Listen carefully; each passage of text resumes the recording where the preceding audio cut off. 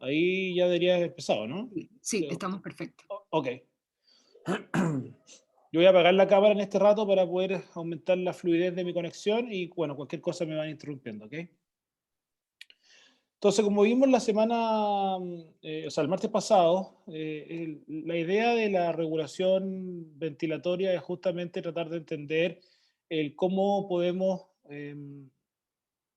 tener este acoplamiento entre lo que uno necesita ventilar desde el punto de vista metabólico junto con lo que el sistema está ventilando. Y para eso existen diversos sensores y ustedes, y esto es un pequeño repaso, ¿cierto? Nomás de lo que vimos el martes. Si ustedes recuerdan, esto existía un centro que generaba el ritmo aparentemente, existía un generador como tal del ritmo que se ubicaba en la zona del pre-Otzinger, en el bulbo raquídeo, ¿cierto? Que esta estructura del troncoencéfalo, y que permite de manera coordinada generar cambios en la ventilación de acuerdo a los requerimientos metabólicos, y esto se lograba básicamente gracias a un montón de señales de feedback, tanto mecánicos que podían estar ubicadas tanto en el diafragma como las paredes del parénquima pulmonar, pero también existía cierta modulación de carácter más consciente que tenía que ver con emociones o, por ejemplo, cambio de la temperatura corporal, cuando uno está haciendo ejercicio y durante el fenómeno de fonación o el control voluntario.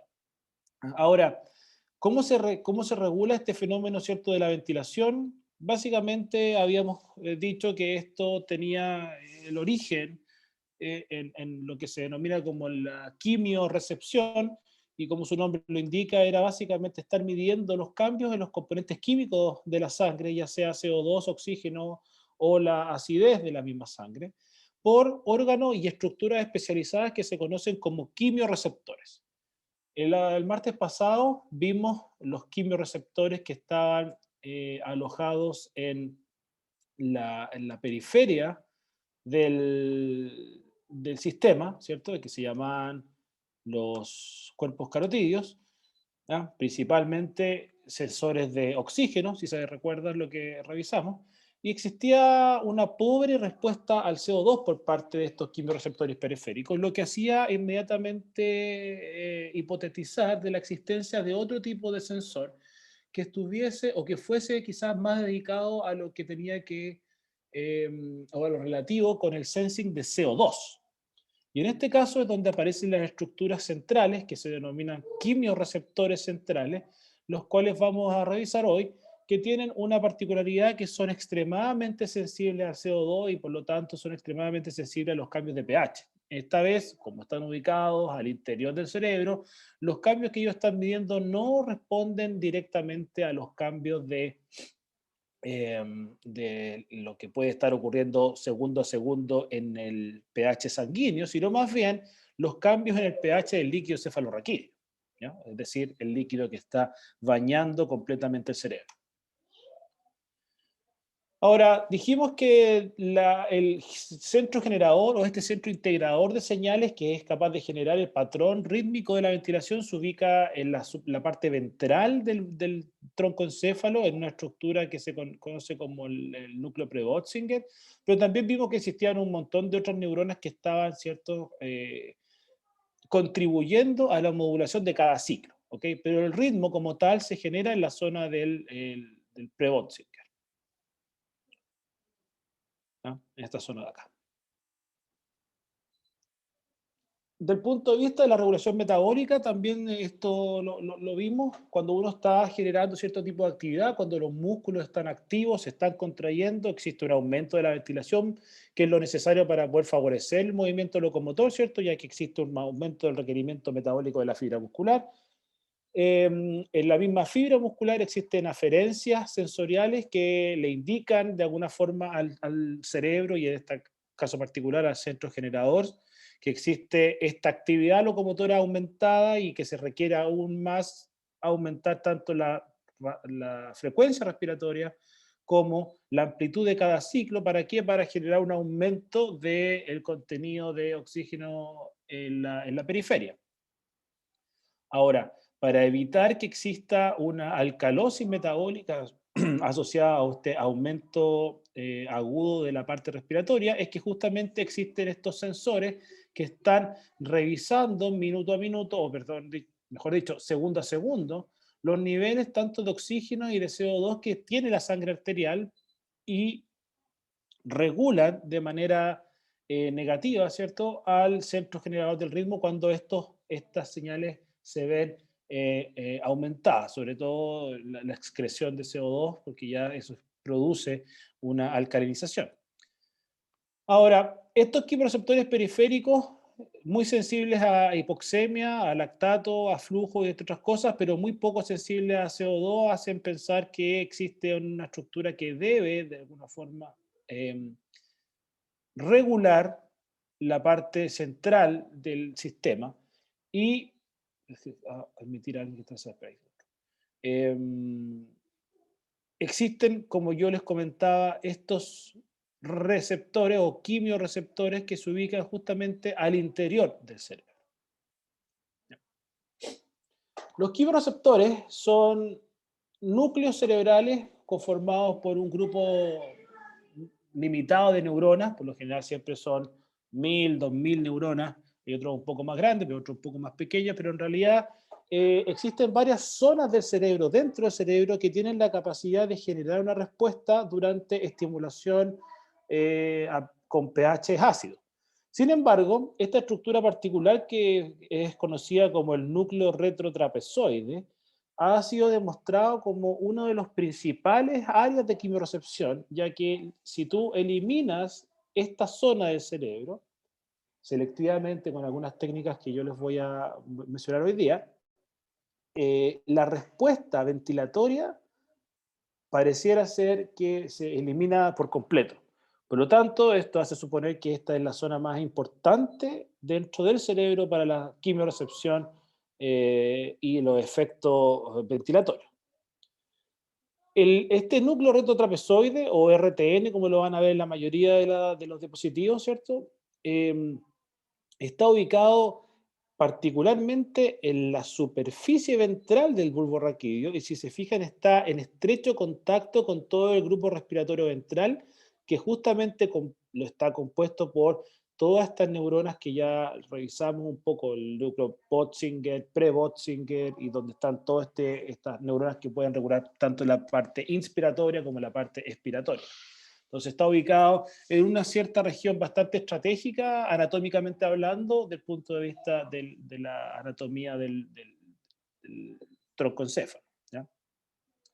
La existencia de este quimioreceptor se pensaba que tenía que estar presente más o menos en los 1800, fue cuando se postuló la idea de la existencia del quimioreceptor central. Sin embargo, no existía evidencia suficiente para poder generar la prueba de concepto, ¿cierto? De que este quimioreceptor estaba presente realmente en el cerebro, y se suponía que estaba alojado en esta zona del cerebro por algunos experimentos donde, lesionando ciertas zonas del cerebro, se perdía la respuesta a pH ácidos, la respuesta ventilatoria a pH ácido. Del punto de vista de la conectómica que puede ocurrir a nivel de este núcleo retrotrapezoide, es bastante más compleja, hoy se conoce, ¿cierto?, que lo que se pensaba, ya que este núcleo per se también genera cierto grado de integración neuronal, ya que recibe inputs sensoriales de varias áreas. Por ejemplo, recibe aferencias de primer orden desde el hipotálamo, desde el núcleo RAFE, con neuronas que son serotoninérgicas principalmente, de la espina dorsal, ¿cierto? Spinal cord directamente, del mismo grupo respiratorio, es decir, las neuronas que están generando este ritmo también envían, perdón, una sinapsis que es inhibitoria hasta este centro. Y por otra parte, lo que también ha llamado bastante la atención en los últimos años sobre todo, es que presentan una inervación por parte del núcleo del tracto solitario, y si algo recuerdan de la clase anterior, justamente el núcleo del tracto solitario era el lugar donde llegaba la aferencia de los cuerpos carotídeos, es decir, los quimiorreceptores periféricos que proyectan hacia este núcleo del tracto solitario, también son capaces de modular de manera importante la actividad del quimiorreceptor central. Por lo tanto, lo que está ocurriendo, o lo que se piensa hoy que está ocurriendo, es que existe perfecto match entre lo que está pasando segundo a segundo con la sangre arterial en la periferia versus lo que está midiendo este núcleo renal trapezoide dentro del cerebro. Por lo tanto, existe integración de ambas señales para generar un estado de homeostasis casi perfecto. Ahora, ¿cómo funcionan estas neuronas del núcleo retrotrapezoide, o cuál es el modelo, perdón, más postulado hoy? Es que durante una disminución en los niveles de CO2, este aumento en la concentración de protones del líquido extracelular genera la activación de algunas entidades moleculares que justamente favorecen la depolarización de la neurona para aumentar la tasa o la frecuencia de disparo de potenciales de acción en las condiciones que uno esperaría donde ocurra la acidosis metabólica. Ahora, también en el último tiempo se ha visto que los astrocitos de estas zonas jugarían un papel también relevante, ya que ellos también serían capaces de sensar ciertos niveles de protones y liberar gliotransmisores, principalmente ATP, para modular justamente la actividad de esta neurona. Y esto es lo que vamos a ver más o menos hoy en un poco más de detalle. Ahora, yéndose hacia lo más básico de la parte de la neurofisiología, cuando se quiso proponer que este grupo de neuronas quimiorreceptoras que existían en el núcleo retrotrapezoide eran realmente estructuras que participaban del sensing de CO2 y que por ende tenían un rol importante en lo que uno podría esperar dentro de la fisiología respiratoria, había varias preguntas que requerían respuesta antes de realmente considerarlas como neuronas quimiorreceptores centrales. Primero, como todos ustedes pueden suponer, ¿cierto? Estas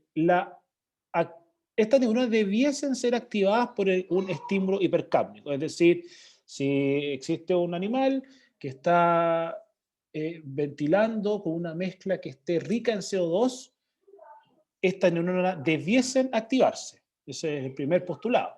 Segundo, la activación de estas neuronas debería generar un aumento de la ventilación. Tres, la ausencia de este grupo neuronal debería comprometer de manera significativa lo que se conoce como este quimiorreflejo ventilatorio, ¿cierto?, en respuesta al CO2, y básicamente lo que uno podría quizás suponer ahí es que si existe realmente una pérdida de la función quimiorrefleja durante un estímulo hipercápnico, yo no debería tener respuesta ventilatoria.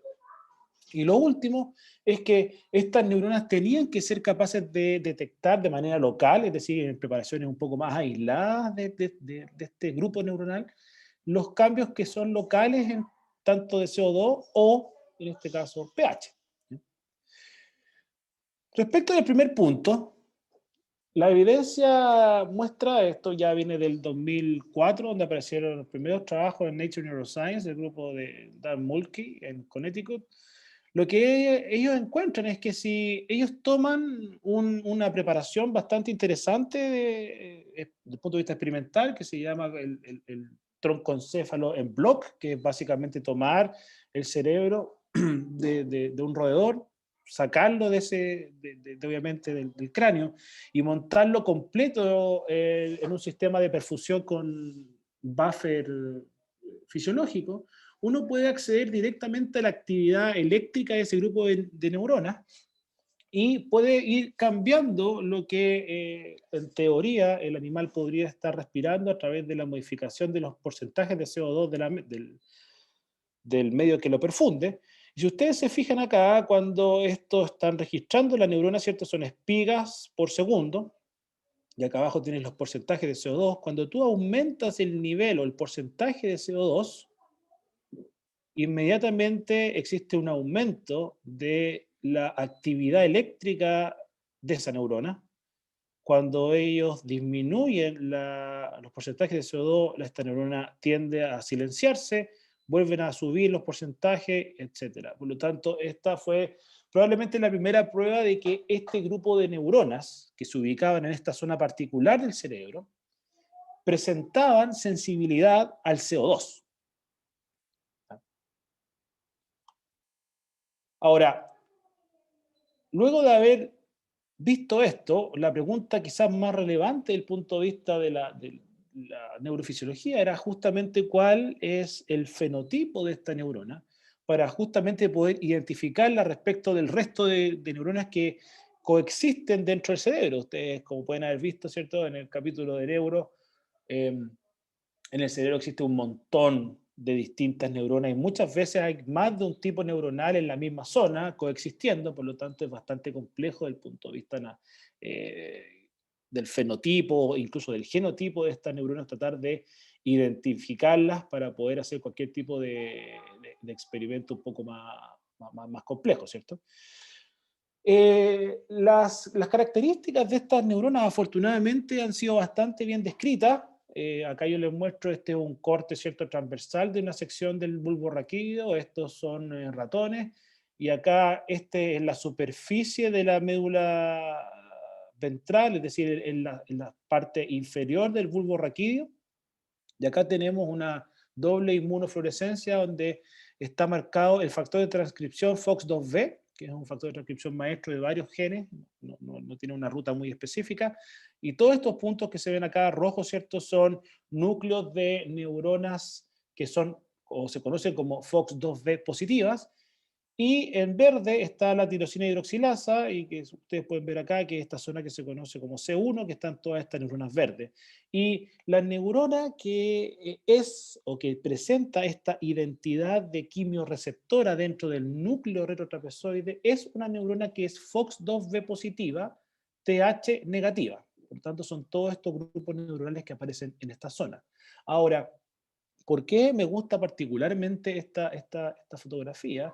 Es porque este grupo neuronal que está acá, que se conoce como neuronas C1, son neuronas que controlan la función simpática del sistema nervioso autónomo y que proyectan hacia el corazón, por ejemplo.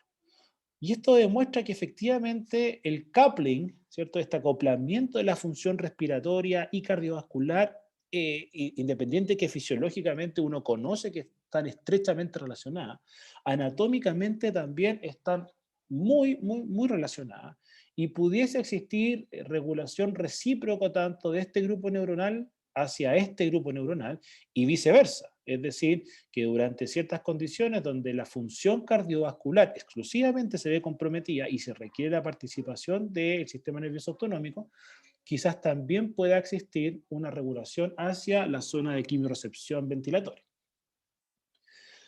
Además, este grupo neuronal Profe, ¿puede presenta... repetir eso? Disculpa. ¿Qué parte? La de los dos tipos neuronales, ahí me perdí. Este grupo neuronal que está acá, RTN, que es FOX2B positivo, es el grupo de neuronas quimiorreceptoras. Por este otro lado, estas neuronas que se ubican acá, que están identificadas como C1, son neuronas presimpáticas, es decir, controlan el brazo simpático del sistema nervioso autónomo. Y si te fijas, están a muy corta distancia anatómica dentro del bulbo raquídeo, lo que hace pensar que en un estado, por ejemplo, de compromiso cardiovascular, donde se requiere la participación o el reclutamiento de neuronas simpáticas, este grupo podría perfectamente también regular la actividad de neuronas del RTN y viceversa, siempre y cuando existan conexiones bidireccionales entre ambas. Esto todavía no ha sido 100% demostrado, ¿no? Pero punto de vista de la fisiología, que es lo que nos compete hoy, ¿cierto? El acoplamiento que ya existe de las funciones cardiovasculares y respiratorias que se conocen entre los sistemas, ¿cierto? También podrían estar relacionados más allá hacia incluso un correlato anatómico funcional a nivel del bulbo raquídeo. Estas neuronas también presentan inmunoreactividad positiva para el receptor NK1, que es el receptor para sustancia P, que es un péptido, un neuropéptido que también se libera durante ciertos tipos de sinapsis. Y la pregunta que después básicamente fue la más importante dentro del campo fue si efectivamente este factor de transcripción que parecía hacer la diferencia, ¿cierto?, que este factor FOX2B realmente podía ser un marcador de neuronas del RTN que fuese independiente de la especie. que fuese un poco más allá de los ratones y que tuviese cierto potencial translacional hacia el humano. Y afortunadamente, lo que ya bastante aceptado y descrito es que las neuronas, primero, que las zonas del RTN existen en el cerebro del humano, y que estas neuronas también, como se puede ver en esta inmunocitoquímica, esa histoquímica, perdón, se ve todos estos puntos que aparecen ahí son inmunoreactividad positiva para FOXP2B. ¿Ya? Por lo tanto, este factor de transcripción está presente en las neuronas del RTN en tanto los ratones, los roedores, como también en el humano. ¿No? Y en el humano es importante que el fenotipo neuronal sigue teniendo exactamente las mismas características que la de los roedores o de los mamíferos inferiores, ¿cierto? Que son neuronas que presentan inmunoreactividad positiva para FOXP2B, para el receptor de NK1, y no tienen inmunoreactividad positiva para la tirosina hidroxilasa. Es decir, es relativamente simple poder identificar. Probablemente el desafío más importante del campo fue justamente tratar de identificar que la activación de este grupo neuronal fuese capaz de generar un aumento de la ventilación. ¿Y por qué? Porque resulta que si ustedes lo piensan, para poder comprobar que estas neuronas eran importantes dentro del proceso de quimiorrecepción, estas neuronas cuando se ven enfrentadas a una disminución del pH en la superficie ventral del troncoencéfalo, la respuesta refleja que debe gatillar, ¿cierto?, es un aumento de la ventilación. Ahora la pregunta es, ¿cómo poder generar una activación exclusiva de este grupo de neuronas sin tener ningún otro cofactor que pueda confundir realmente lo que tú estás viendo? ¿No?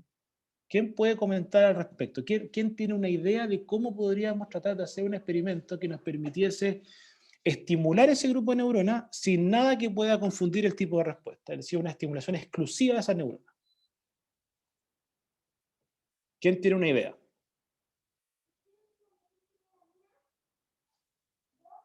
Cualquiera. Todas las ideas son aceptadas.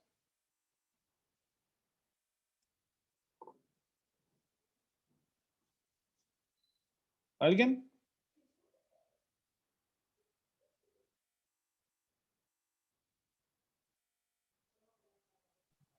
O sea, yo en verdad no tengo idea cómo se podría hacer porque se tendría que hacer como en un animal vivo, supongo.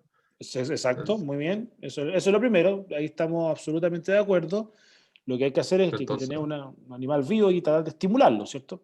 ¿Cómo, sí. cómo, cómo lo harías tú? ¿Cómo se te ocurriría a ti tratar de generar esta estimulación exclusiva de esta neurona? Y de nada más. Esa es justamente la idea. No, en verdad no tengo idea, pero sí, en verdad no tengo idea. ¿Alguno de los experimentos que hayas revisado antes durante el desarrollo de este curso? Por ejemplo, no sé, estimulación eléctrica. O sea, sí, podría ser como un voltage clamp, pero no sé si se puede hacer con un animal en vivo. No es tan fácil, pero en teoría sí se puede. En Bueno, teoría sí se entonces, podría. ¿Y cómo podrías estar seguro que estás estimulando esa neurona? La neurona que es FOX2B positiva, TH negativa, porque cualquier herramienta de electrofisiología, ¿cierto?, se basaría en la introducción de un electrodo directamente hacia zona del cerebro y tratar de estimularlo, ¿no? sí, así como para ver si es específico al Ujú, RTN. ujú. em, Más que específico al RTN, recuerda que coexisten varios tipos de neuronas en el RTN, por lo tanto a ti solamente te interesa la que es FOX2B positiva, TH negativa. Eso podría ser.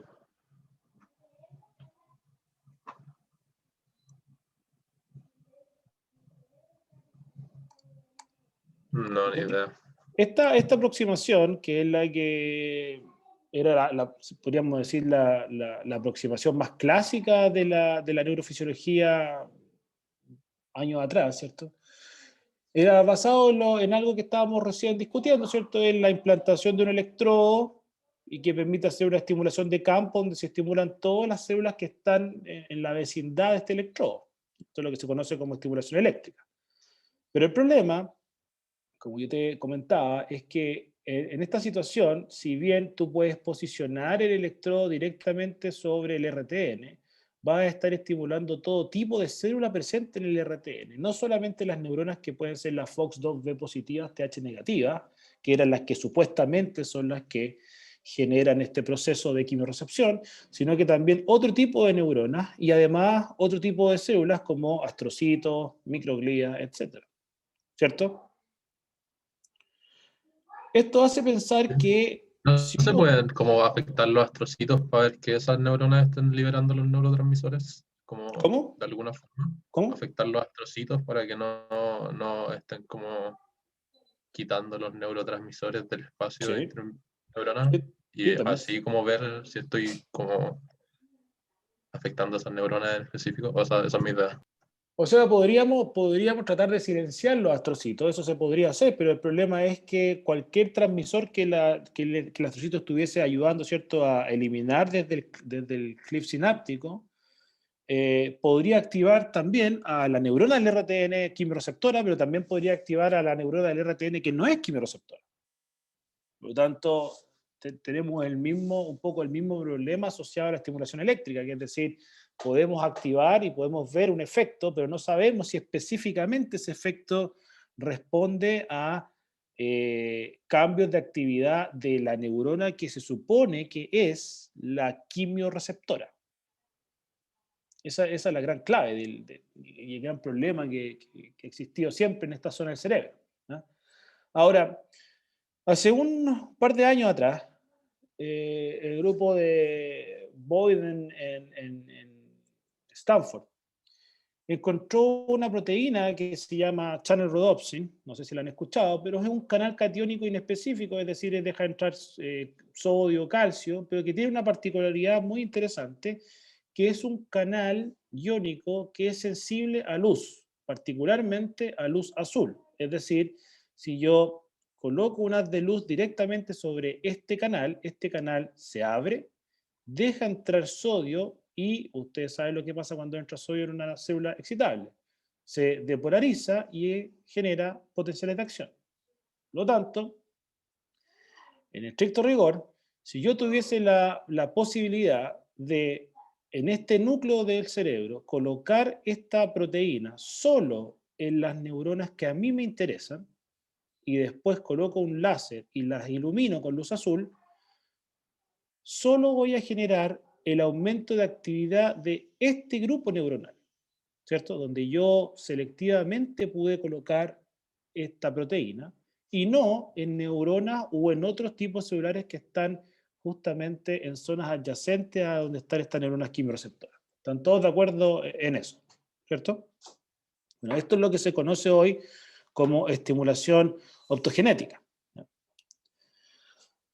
Basándonos en que efectivamente esta neurona del RTN presenta un fenotipo bastante singular y específico con este factor de transcripción expresado casi de manera exclusiva por esta zona, ¿cierto?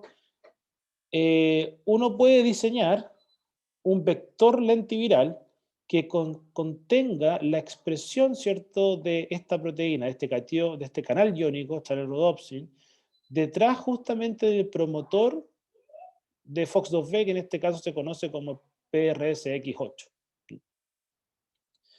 Teniendo este vector lentiviral, yo puedo inyectarlo directamente en la zona del cerebro y después tratar de estimular este grupo neuronal. Eso es justamente lo que nosotros hemos estado haciendo en los últimos años, donde nosotros tomamos una rata, podemos inyectar en un solo lado del cerebro este vector lentiviral que construimos ¿cierto?, con la channel rhodopsin detrás del promotor de PRSX8 y esperamos 4 semanas para que este lentivirus se exprese y registramos los patrones respiratorios en un sistema que mantiene el animal completamente vivo sin ningún tipo de intervención más que el encender, ¿cómo se llama?, una luz azul. Ahora, ¿cómo la luz azul es capaz de llegar a esta zona del cerebro? Bueno, lo que hay que hacer es justamente implantar de manera crónica una fibra óptica en el cerebro del animal, que es una fibra que tiene 200 micrones de diámetro, es muy, muy finita, y 8 milímetros de largo para justamente llegar a la superficie ventral del bulbo raquídeo, que como ustedes pueden pensar, nosotros accedemos al cerebro desde la superficie del cráneo, ¿cierto? La parte más eh, dorsal del animal, y tenemos que llegar hasta la parte ventral, y se hace un patrón de estimulación bastante simple, se deja al animal dentro de esta cámara de registro durante 60 minutos y después se procede a hacer la estimulación, y acá yo les muestro un poco cómo se ve este animal, ¿cierto?, dentro del sistema, y aquí está conectado a la fibra óptica. Eh, No sé si alcanzan a ver el video. Y aquí está el animal, se fijan, está durmiendo tranquilamente y mientras tú le das el flash con luz azul, el animal está durmiendo y pasa una cosa que es bastante singular, el animal se despierta, se vuelve a acomodar un poco, Oh, se qué fija, mágico. y el animal se vuelve a dormir. Y esto fue la primera cosa que a nosotros nos llamó extremadamente la atención y que fue básicamente lo que nosotros creímos que nos estaba abriendo la puerta a la zona donde nosotros estábamos interesados en estudiar. Porque si todos ustedes se fijan o se han dado cuenta cuando ustedes están durmiendo, lo que ocurre de repente es que ustedes se despiertan por un par de segundos, ¿cierto? Se mueven en la cama hacia un lado y se vuelven a quedar dormidos. Ese micro despertar es justamente comandado por la acción de estos quimiorreceptores. ¿Por qué? Porque resulta que durante el sueño uno espontáneamente genera ciertas apneas y se modifican las concentraciones arteriales de oxígeno y CO2, y para evitar que sigas cayendo, por ejemplo, a niveles de oxígeno o que sigan aumentando los niveles de CO2, estos quimiorreceptores se encienden y generan, ¿cierto?, lo que se conoce como este microdespertar o este arousal. ¿Ya? Profe, me queda una duda en cómo se hacía el vector. Eso se inyecta cuando el animal ya, o sea, está vivo y después cómo lo hacía ahí específico para las neuronas por el promotor. Exacto. Y el Tú tomas promotor el cómo animal, lo tú tomas el animal, tú es lo como anestesias. inducible o ¿Cómo? no. El promotor cómo se expresa solo en las neuronas de interés. Onda, ¿cómo, es inducible o qué tiene como para que sea específico para esa neurona? Este promotor justamente se expresa en presencia de FOX2B. Por lo tanto, tú inyectas este lentivirus que presenta este promotor de PRSX8, ¿cierto? Y solo las neuronas que tienen endógenamente el FOX2B van a expresar el vector. El resto de las neuronas que no tienen FOX2B no expresan el vector. Gracias. Entonces, como pueden ver acá, este es el mismo animal, la diferencia es que solamente se inyecta este vector con Channel Rhodopsin en una región del cerebro, ¿cierto?, en el lado derecho, y en el lado izquierdo se mantiene la condición control, y acá en azul está justamente el segmento donde se estimula con el láser, y ustedes pueden ver acá cuando se enciende la luz, hasta el ciclo ventilatorio es bastante parejo, y acá también bastante parejo, ¿cierto? No existe un cambio ni en la amplitud ni en la frecuencia del ciclo ventilatorio durante la estimulación, pero sin embargo en el lado contralateral, que es este lado donde nosotros hemos inyectado este lentivirus, ¿cierto? Apenas tú enciendes la luz, existe un aumento tanto de la frecuencia respiratoria como de la amplitud de cada ciclo, y que obviamente se va perdiendo en el tiempo porque ya comienzan a aparecer otros mecanismos de regulación, pero finalmente el balance es que el volumen minuto, ¿cierto?, durante la estimulación con el láser aumenta cuando se estimula la zona del RTN y cuando se está estimulando estas neuronas. Ahora, interesantemente, eso lo voy a dejar acá como para discutirlo después en la última parte de esta clase, ¿cierto? Si se fijan, cuando está después del proceso de estimulación, el patrón respiratorio se vuelve un poco aberrante, ¿ya? Comparado, si se fijan, la ventilación es bastante regular, se mantiene bastante regular, pero después de la activación de esta área empiezan a aparecer estos patrones un poco alterados. Si se fijan, el animal empieza a respirar más lento, después respira un poco más rápido y cambia de amplitud, etc. La ausencia de el tercer postulado era que la ausencia de este grupo neuronal debería se podría decir, impactar negativamente en la función quimorrefleja ventilatoria durante de estimulación con CO2, es decir, debería comprometer la respuesta ventilatoria, perdón, a la hipercapnia.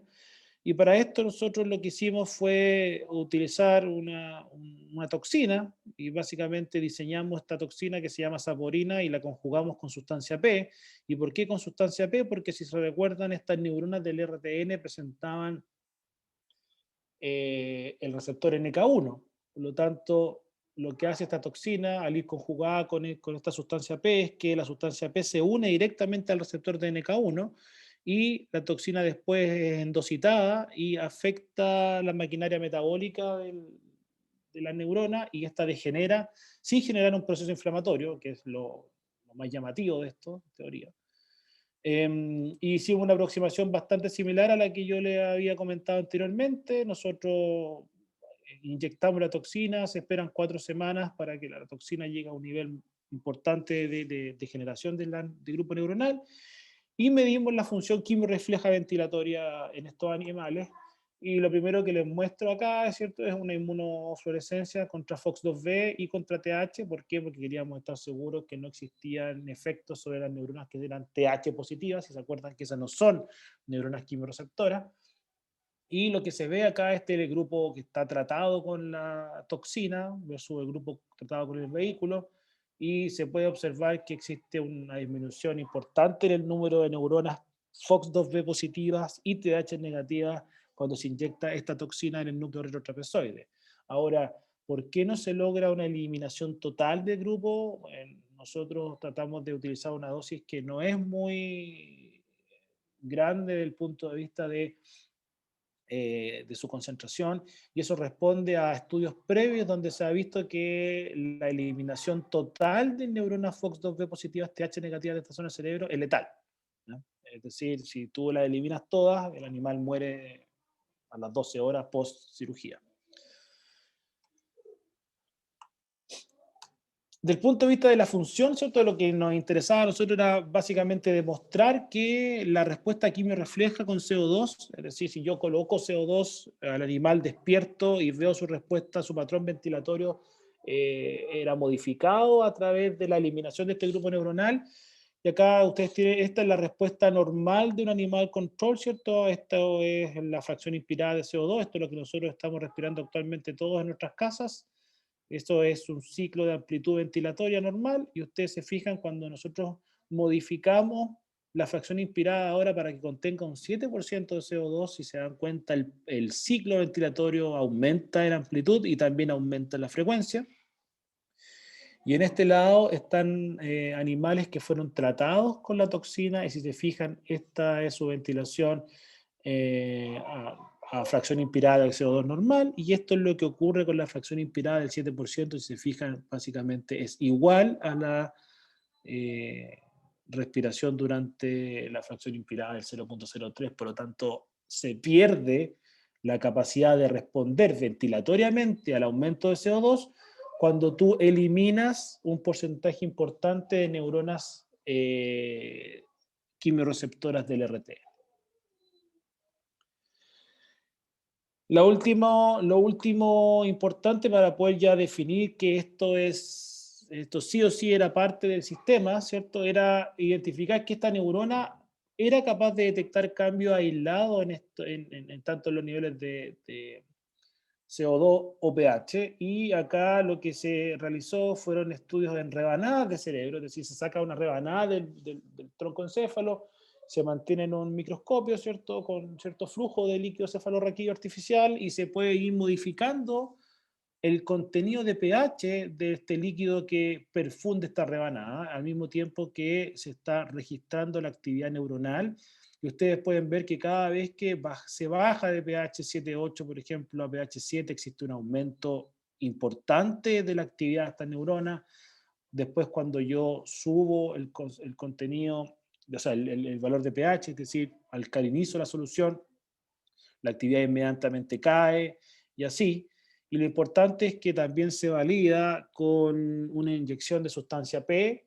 Como ya dijimos, la sustancia P era este receptor, este neuropéptido, ¿cierto?, que se une al receptor NK1. Por lo tanto, esto ya demostraba de manera importante que estas neuronas eran capaces de estar midiendo lo que está pasando, incluso a nivel muy, muy, muy aislado en una rebanada de cerebro, ¿cierto?, con los cambios tanto en el pH que responden a sustancia P. ¿Cuáles son los mecanismos moleculares específicos que le confieren la sensibilidad a protones a este grupo de neuronas quimioreceptoras? Lo primero que se ha postulado, ¿cierto?, es este canal TASC2, que es un canal de potasio de background, es decir, es un canal de potasio que está permanentemente abierto a potencial de membrana negativo, es decir, el potencial de membrana en reposo, ¿ya? Y lo que se ha pensado o lo que se ha sugerido, ¿cierto?, es que cuando existe un aumento en las concentraciones de protones en el medio extracelular, este canal tipo TASC, que es un canal de potasio, se cierra y esto genera la depolarización de la membrana.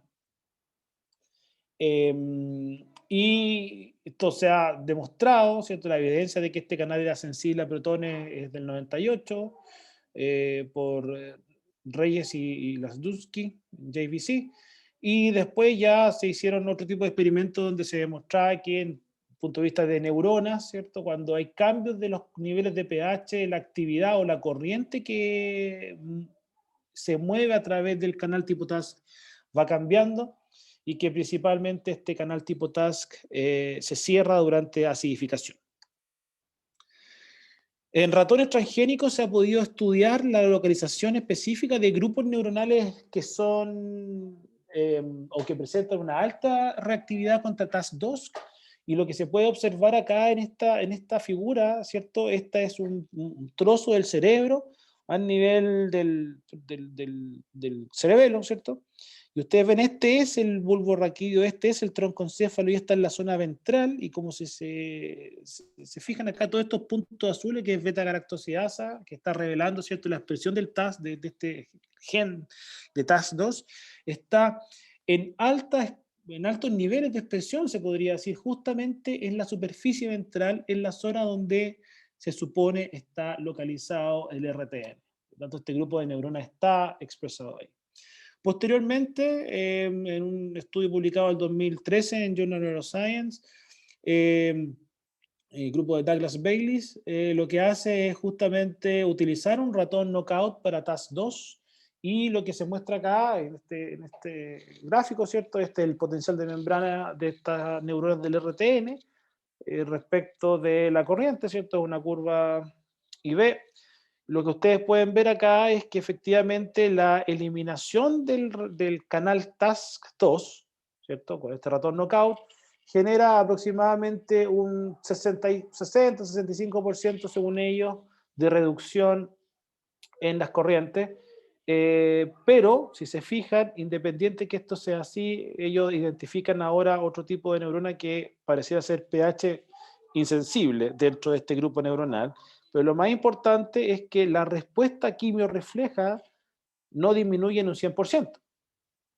Eso hace pensar que el quimiosensing de protones, ¿cierto?, no podía depender exclusivamente del canal TASC2, sino que también podría existir algún otro tipo de entidad molecular que también favoreciera el sensing de protones.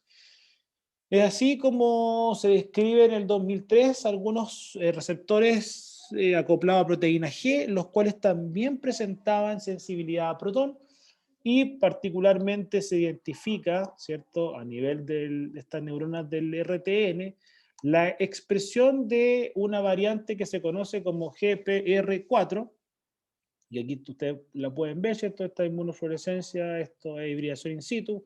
Acá está el factor FOX2B, que es en verde, y ven el GPR4 también en rojo, y ven que casi existe una localización bastante buena.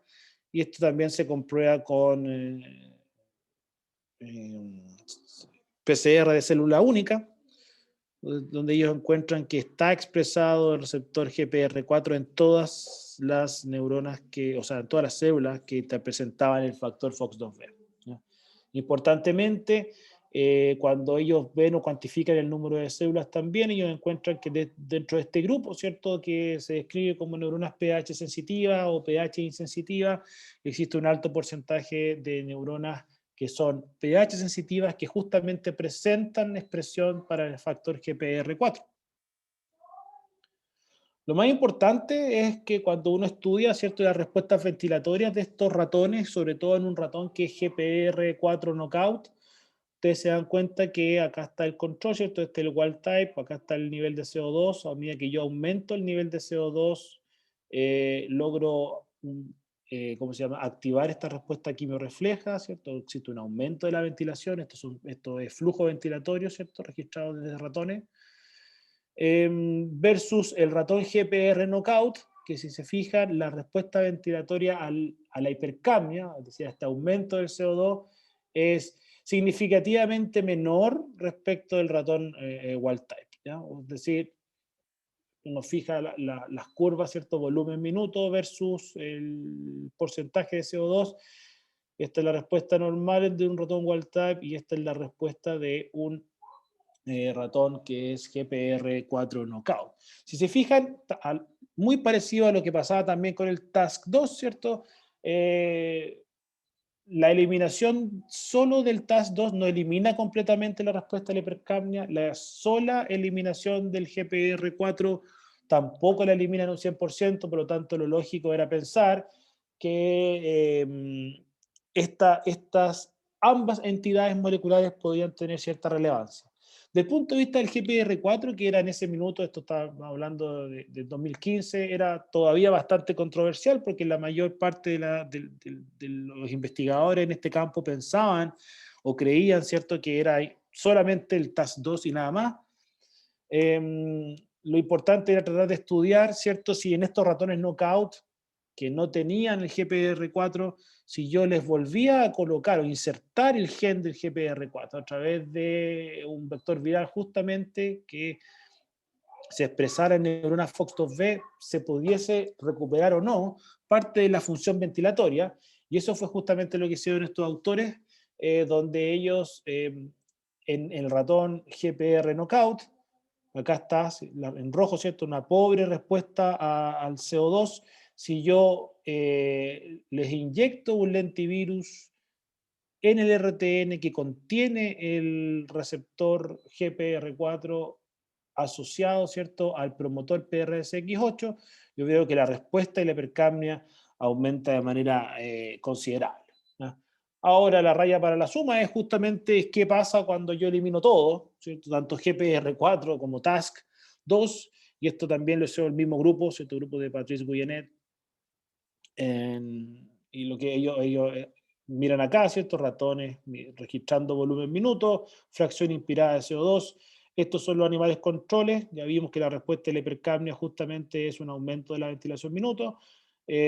Tanto el ratón GPR4 knockout como el ratón TASC2 knockout presentan una pobre respuesta, pero no la eliminación completa de la respuesta de la hipercapnia. Pero ahora cuando tú haces un doble knockout, es decir, es un ratón que no tiene ni GPR4 ni tampoco TAS2, se ve como la respuesta de la hipercapnia es casi cero. Sigue existiendo, ¿eh? Eso es algo interesante y que también abre la puerta a el tratar de entender qué es lo que está ocurriendo en estos ratones.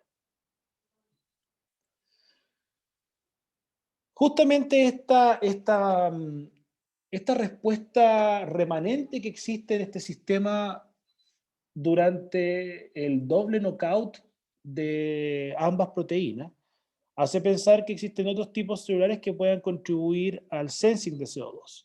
Y como yo también le había mencionado un poco, lo que se había postulado, que son astrocitos residentes, ¿cierto?, de esta zona del cerebro que están en estrecho contacto con los neuronas del RTN, los que son capaces de regular su actividad a través de la liberación de ATP. ¿Qué es lo que es, o cuál es el modelo más aceptado hoy dentro del rol que tienen los astrocitos para la modulación de la actividad de neuronas quimiorreceptoras? Es justamente que los astrocitos que están en estrecho contacto, como ustedes saben, con la barrera hematoencefálica, ¿cierto? Están básicamente abrazando, ¿cierto?, las arteriolas en el cerebro. cuando existe una disminución, o sea, un aumento en el CO2, ¿cierto? Este aumento del CO2 genera este aumento en los niveles de protones del extracelular, lo que son, o lo que generan la depolarización del astrocito, a través de canales de potasio también que se inhiben. Eh, Eso fomenta la entrada de calcio y este calcio moviliza cierto ATP que está en vesículas dentro del astrocito y se produce la liberación de ATP hacia el medio extracelular por distintos mecanismos. Actualmente se postulan dos. Uno es el típico mecanismo de exocitosis clásica, ¿cierto? Que es este derivado del calcio. Y el otro sería a través de hemicanales de conexina 26. ¿Se acuerdan que existen estas uniones comunicantes que están formadas por conexinas, pero la conexina también puede formar la estructura de hemicanal, es decir, no necesita hacer una unión en hendidura, sino que si se coloca en la membrana sin otro hemicanal en la posición, este también es funcional, y a través de la apertura de conexina 26 también se pudiese liberar el ATP. Incluso hay algunas personas que piensan que el CO2 pudiese directamente también abrir la conexión a 26, pero eso todavía no está tan bien descrito. Ahora, ¿qué pasa con el ATP que es liberado por el astrocito? Este ATP va a actuar directamente en receptores purinérgicos que se ubican justamente en neuronas del RTN. ¿Para qué? Para aumentar su actividad o generar cambios del potencial de membrana. Eso tampoco está 100% claro, pero sí se conoce que es ATP el principal mediador de la modulación astrocítica de las neuronas quimiorreceptoras del RTN. Ahora, una de las cosas que probablemente son más relevantes para todos los que nos dedicamos el estudio de la fisiología, ¿cierto? Es tratar de repente de poder acercar esto a escenarios un poco más relevantes desde el punto de vista translacional. ¿Y por qué? Porque muchas veces la fisiología, si bien es una disciplina bastante compleja, los procesos fisiológicos se ven alterados y es justamente cuando se hace más llamativo, ¿cierto? Que es durante procesos de enfermedades. Entonces, ¿es relevante o puede llegar a ser relevante el RTN en algún tipo de enfermedad? Lo primero es que existen muchas enfermedades donde lo que se ve es que existen alteraciones de los patrones de ventilación. E interesantemente, cuando estos patrones de ventilación se vuelven irregulares, lo que se ha descrito como respiración oscilatoria, ¿cierto? Que no es pareja, eh, este tipo de patrón respiratorio está estrechamente relacionado con aumentos de las tasas de mortalidad asociadas al estado patológico. Y esto ocurre en muchas patologías. ¿Ya? Entonces la pregunta era, bueno, ¿es el RTN importante en el desarrollo de patrones respiratorios irregulares? Si es así, ¿cuáles son los mecanismos que pudieran estar detrás y si efectivamente son mecanismos que responden a la neurona o son mecanismos que responden a eh, otros tipos celulares, como por ejemplo podría ser el astrocito? Entonces, ¿qué es lo que uno o qué es lo que nosotros deberíamos tratar de buscar, ¿cierto? Para poder estudiar este tipo o darle una relevancia al RTN, ¿cierto? En el estado patológico, es justamente algún tipo de enfermedad que presente estos patrones aberrantes y que justamente se relacionen con una- un outcome negativo, como puede ser la pérdida de la sobrevida. Y en este escenario, ¿cierto? La insuficiencia cardíaca parece ser un escenario bastante ideal porque es una patología que en estricto rigor no tiene nada que ver con una afección neuronal, no tiene nada que ver con una afección directa del sistema respiratorio, sino que es una afección que afecta directamente al corazón.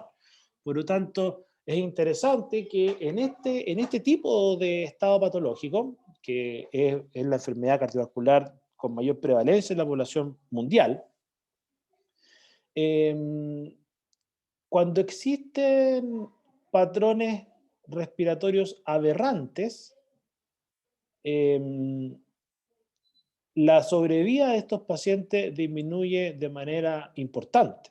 ¿Ya? Esta es la sobrevida en un plazo de 48-54 meses. Ustedes pueden ver lo que ocurre en estos pacientes que presentan estas alteraciones, básicamente la mortalidad es de un 80%. Interesantemente, en modelos preclínicos de insuficiencia cardíaca, es decir, modelos en roedores o en algunos mamíferos más grandes como perros se ha hecho, o también en ovejas, lo interesante es que si uno ve los patrones respiratorios en los modelos preclínicos presentan estas oscilaciones. Si se fijan, este es un animal control, como se conoce, este es el flujo ventilatorio, esto es la frecuencia respiratoria. Ustedes se dan cuenta que el patrón respiratorio es muy, muy regular. Y esto es un animal que tiene insuficiencia cardíaca, y si se fijan, esto es lo que va ocurriendo con el patrón ventilatorio. Se producen estos episodios que se conocen como hipoapneas, que es decir, que existe una disminución del And I was in Steve Higgins' office. So Steve said, "Hey, Lauren's here. He wants to talk." I remember I was in an orange T-shirt, and I said, "Am I underdressed?" Hay alguien que tiene un micrófono No. I encendido. walked down the hall, and I went in. I said, "Hi," and he said, "Hi." He said, Ahí sí. Tenemos ¿cómo se llama? La condición de insuficiencia cardíaca, donde ustedes pueden ver que existen todos estos patrones que son aberrantes, en términos de que la respiración ya no se vuelve regular, o en realidad se pierde la regularidad respiratoria.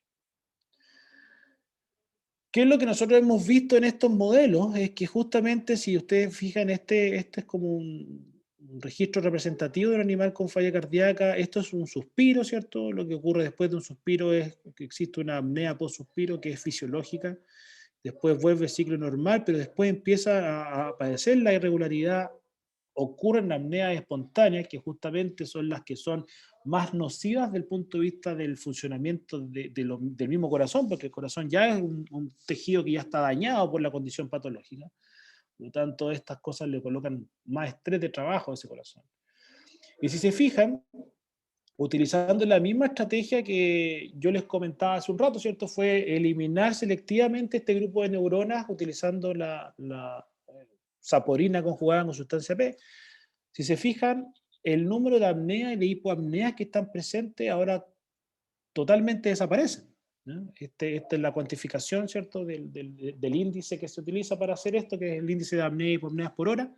Se fijan, el animal con falla cardíaca tiene un aumento importante en el número de estos eventos comparado con la condición control, y si uno elimina selectivamente un grupo neuronal asociado a la quimiorrecepción, selectivamente en el RTN, este índice se normaliza a los niveles control.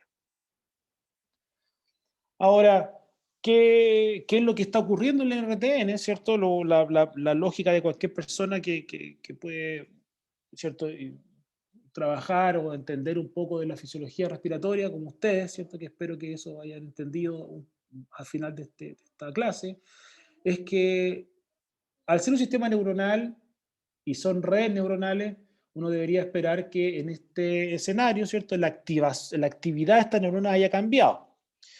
Y eso fue lo que nosotros también pensamos, y fuimos a mirar algunos marcadores clásicos de activación crónica neuronal, como en este caso este factor de transcripción que se llama FOSB, que supuestamente da cuenta de activación crónica, y para nuestra sorpresa, a nivel del RTN no existe ningún tipo de cambio o de hiperactividad de la neurona. Es decir, la contribución que tiene esta neurona no tiene que ser directamente a través de cambios importantes de su actividad o por ejemplo, de qué tan activas están, pero puede responder a la modulación de la neurona. ¿Por qué? Porque puede cambiar el patrón de disparo. Es decir, si antes disparaba 10 espigas por segundo, cada una espaciada por cada un segundo, puede que ahora descargue esas mismas 10 espigas, pero todas concentradas en 2 segundos. Por lo tanto, hay 2 segundos de disparo versus 8 segundos donde no ocurre nada. ¿Y por qué esto podría ser relevante? Porque si se recuerdan, el RTN modula al generador del ritmo. Y el generador del ritmo tiene un montón de otras aferencias sensoriales de distintos receptores y sensores. Por lo tanto, lo que hace el generador del ritmo es finalmente integrar señales en una red de sincronía, es decir, lee todos los inputs y emite una sola señal de salida que es la inspiración. Entonces, en este caso, nosotros creemos que lo importante es el patrón y la modulación de ese patrón de actividad, y ahí fue donde volvimos un poco hacia la literatura y nos dimos cuenta de los papers que mostraban que los astrocitos eran justamente un buen tipo celular para ir a mirar, ya que controlaban la respiración a través de la liberación de ATP, ¿ya? Como yo les comentaba, ¿cierto? El modelo actual es que durante ciertos estímulos, este astrocito es capaz de liberar ATP a través de conexina u otras entidades moleculares que justamente van a favorecer la civilización purinérgica en esta neurona quimioreceptora. Entonces fuimos a ver los astrocitos de esta zona del cerebro, particularmente el RTN en esta condición patológica, y si ustedes se dan cuenta acá, nosotros probamos contra GFAP y lo que se ve es que existe una disminución de la cantidad de GFAP, lo que sugiere una hipoactividad del astrocito, ¿ya? Si esto fuese cierto, si yo, en este modelo, si yo inhibo la actividad astrocítica, lo que yo debería esperar entonces es que exista un aumento en la liberación de la, o sea, una disminución de los niveles de ATP liberado y por lo tanto una disminución de la señalización purinérgica hacia esa neurona. Y efectivamente eso es lo que se ve en este núcleo, ¿cierto? La biodisponibilidad de ATP en el RTN disminuye en la condición patológica, ¿cierto? De manera significativa con respecto al control. Y la pregunta del millón acá era si efectivamente nosotros podemos activar crónicamente los astrocitos y generar algún tipo de cambio en la función. Y para eso nos basamos en una metodología que es bastante nueva y bastante interesante, que es la utilización de receptores de diseñador, que se conoce. Básicamente es un receptor acoplado a proteína G que ha sido manipulado genéticamente para ser activado por ligandos que son exógenos, es decir, son moléculas que no están presentes en ningún mamífero, en ningún sistema fisiológico. Por lo tanto, se le ha diseñado mediante ingeniería genética, ¿cierto?, que estos receptores acoplados a proteína G se activan solo cuando está presente este agonista exógeno, ¿ya? En este caso, el agonista se llama CNO porque tiene un nombre impronunciable que ya ni siquiera yo me acuerdo, pero la ventaja es que estos receptores acoplados a proteína G pueden ser manipulados ¿para qué? Para expresar la proteína GI, que como ustedes conocen produce inhibición de señalización intracelular, o pueden ser manipulados para que expresen la proteína GQ para generar el efecto opuesto, es decir, un fenómeno de excitación de la vía de señalización. Por lo tanto, si nosotros logramos tener uno de estos receptores, ¿cierto?, clonarlo en un vector viral, inyectarlo en el animal, nosotros podríamos después darle al animal, ¿cierto?, el CNO, ya puede ser vía una inyección intraperitoneal o bien en una botella de agua o también en una bomba osmótica y podríamos activar el sistema de manera selectiva. Entonces, ¿qué fue lo que hicimos? Y ocupando un poco el mismo diseño que les mostré anteriormente, fue utilizar un DRED, como se conoce, ¿cierto?, excitatorio, bajo la expresión del promotor de GFAP, es decir, toda célula que tuviese o que expresara GFAP iba a expresar este receptor y después al animal le dimos, ¿cierto?, el CNO, buscando activar exclusivamente astrocitos que están localizados en el RTN durante el proceso de la insuficiencia cardíaca. Y esto es lo que vemos, ¿cierto? Este es el animal control, respiración muy regular, como ya les mostré antes, ¿cierto? El animal con falla cardíaca tiene patrones respiratorios aberrantes. Y el animal con falla cardíaca que utilizamos, ¿cierto?, la activación selectiva de astrocitos que están alojados en esta zona del cerebro, normaliza la función ventilatoria durante la insuficiencia cardíaca, y acá está el indicador, y como se pueden ver, el efecto es bastante importante desde el punto de vista de la normalización de los eventos aberrantes.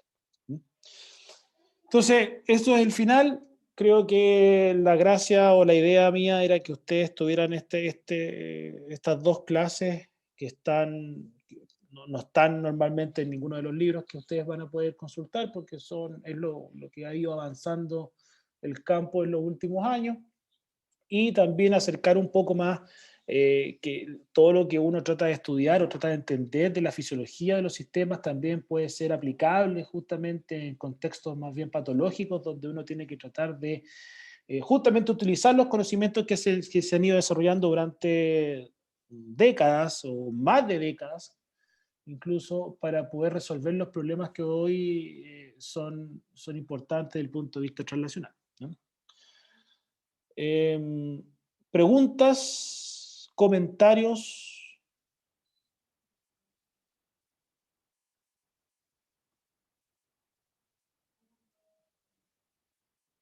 No hay comentarios ni preguntas, ahora puedo ver el chat, así que. Ok. Eso fue la clase y espero les vaya bien en el resto del curso y también les vaya bien en la prueba.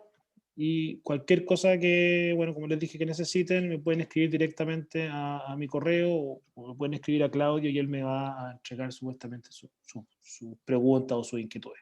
¿Ah? Gracias, profe. Ok, que esté muy bien. Chao, Gracias, chao. profe. Muchas gracias. Igual, chao. Muchas gracias. Chao, chao.